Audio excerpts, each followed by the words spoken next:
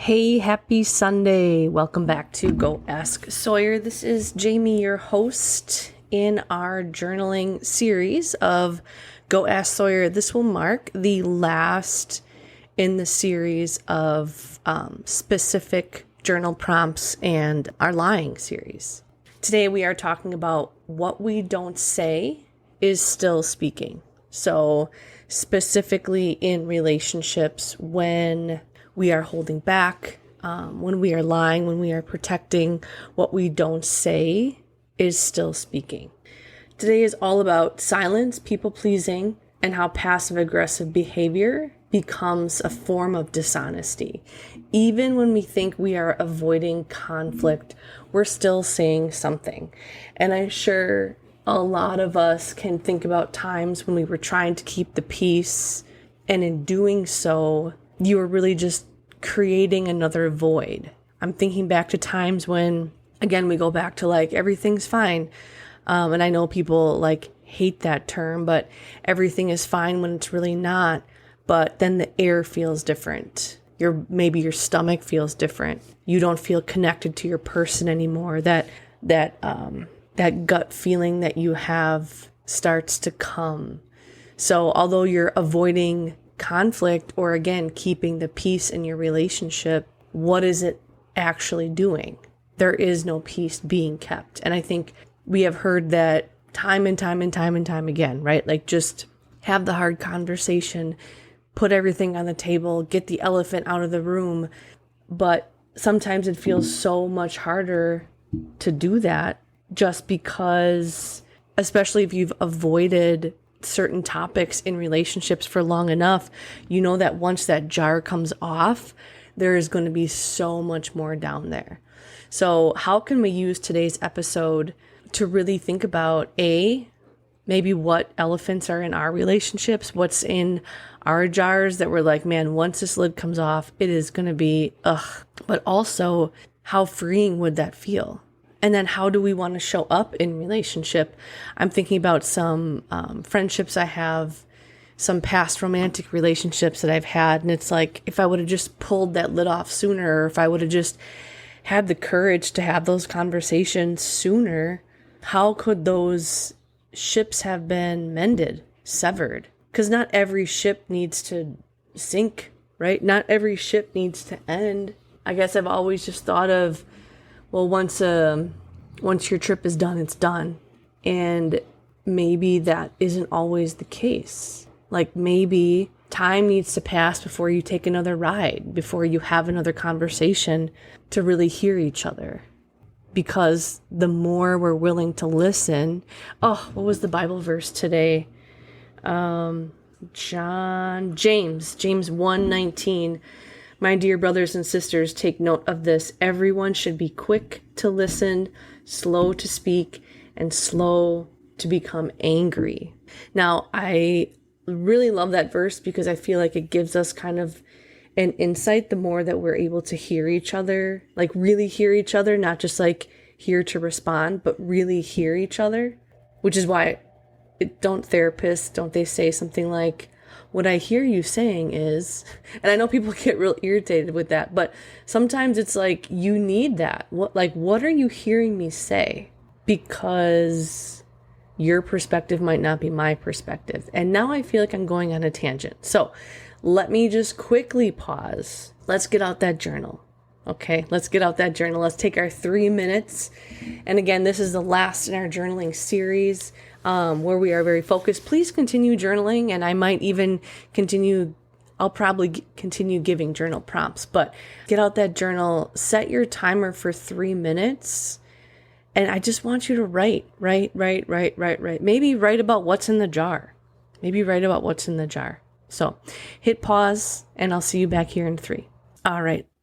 Welcome back. Let's get into it. What was in your jar? What is the elephant in the room that you do not want to deal with? Avoiding hard conversations, and I think we all know this, doesn't keep the peace. It creates a quiet war. And again, it creates resentment. And we can even think about and reflect on We've done a couple episodes now on lying, like how we lie to ourselves, the masks that we wear, and then we end up resenting either ourselves for the mask that we're wearing, or we resent other people for treating us certain ways because of that mask we wore.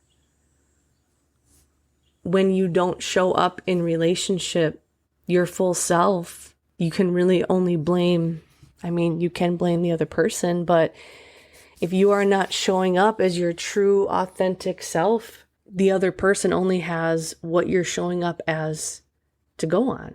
How many times have you smiled when you really wanted to scream? How many times have you, I'm so bad at this. I usually, and I think most people that know me know, like I do say it's fine. I've been trying not to as often as I used to say it's fine, but I'll take a deep breath and then I just start going, okay.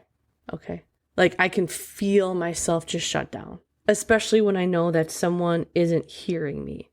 So then I need to think about, what do I need from the person I'm talking to feel heard? Is it a response, or is it for them to validate a feeling I'm feeling? Like, I hear that you're really upset with me. I hear that I've hurt you. I hear that you didn't feel supported by me. How many times have you swallowed 1,000 small frustrations because either you didn't want to feel like you were too much, or it's just gotten too far down the line because you have already swallowed all those previous frustrations. It's like, well, what if I explode now? What if I talk about this now? That's usually, my first 2 relationships, I was in romantic ships. That's how they both ended, with an explosion, because so many truths that probably needed to be talked about were pushed down. And this last ship I was in, I stayed way past the expiration date because I was overcorrecting what I had done previously. And neither are helpful, right? Like, all end in heartbreak. So how can you have those harder conversations sooner? And again, I think we've talked about walking in faith. How can you have those conversations sooner and understand that, have faith that however that's going to end is going to end? I think we respect people way more when they're willing to sit with the uncomfortable conversations, when they're willing to sit with the reality that they also added to the uncomfortable, the sadness, like, dang, I didn't support you. I was having a conversation with a friend the other day, which I do need to revisit this conversation now that it's coming up. We were talking about how we support each other. And she said something about, my friends, we have to realize that everyone shows support in different ways. It might not always be the way you want people to show support. And then I think she had said, friends in my life don't support me or my dreams, something along those lines. And I should have said, because of course I got the feeling in my stomach, like, oh my gosh, she's talking about me. I probably did something wrong, blah, blah, blah, whatever. Instead of saying, how do you want support to be shown? I had a realization that I am gay, but I don't have people that say Happy Pride Month. What does it mean to be supportive of you in the LGBTQ community? And I don't, like, sometimes I know, sometimes I don't. But then when I really thought about it, it was like, dang, do I have people that support me because it's me? Or do I have people that support that, like, if I wasn't gay, I'd find out they actually don't support gay people? Should that matter? I don't know. I do think it should matter in my head.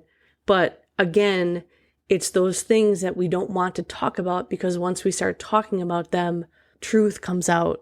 Reality comes out, and then we might need to take a step back, to take space, to take that moment. What we don't say is still speaking, specifically in how we interact with people that maybe we have kept truth from.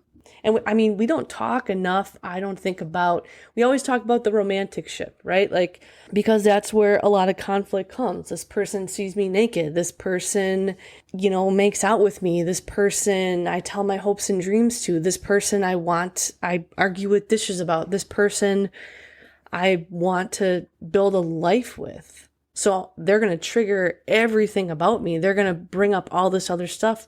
But what about those friendships that you start to question as you get older? That those friendships that you're like, have we talked about support in a long time? And I mean, some friendships are just, surface level. Some are deep. Some people are very open and willing. But how are we showing up for each other when when we need conflict to get fixed? Some tools, right? Some things that might help to start hard conversations, especially if you have felt just pushed to the side or not supported. You could say, I feel dismissed. I could say, it feels like you're ignoring me. Instead of saying like, I don't know, whatever, I don't want to deal with this, whatever, it's fine, it's fine. Could you even say, do you feel supported? Saying, I need some time. I need time for myself tonight. Can we talk tomorrow morning? I need 24 hours. I promise I'll come back. That's a big thing for me. It has not been often I've been able to practice this where I can say, hey, I need a minute, or can we have this conversation tomorrow? So we're able to think, because I have anxious attachment that I'm working on, because I don't want to, explode. Slow to anger. How often, I was just journaling today about anger, and how many times when we just let all that anger out and it feels so good in the moment, but afterwards you're like, that's not how I wanted to show up, or they didn't hear anything I had to say. They shut me out. They shut me down. The more that we can speak on things when they're small, hey, that hurt my feelings. Hey, it would really help if you showed support doing X, Y, and Z. Hey, I'm starting this new project, or I always invite you to this and you never come. Have the conversation right away and understand it might hurt, both of us might be hurt. It's never fun to feel like if when my friends come to me and say Jamie, I don't feel supported by you, or I don't like that you keep judging me when I do this, or whatever the case may be, that's hard for me to hear, because I pride myself on how I love my people. But I also know that I am human and I can be self-centered and I get lost in my own world and I don't always think about other people. But I think it builds such a deeper trust and love when we're willing to have those conversations. I feel bad if I'm hurting your feelings by telling you that you hurt my feelings, and I need to not feel that way. But I feel like the more that I'm trying to practice this and just be open to it and be like, it's okay.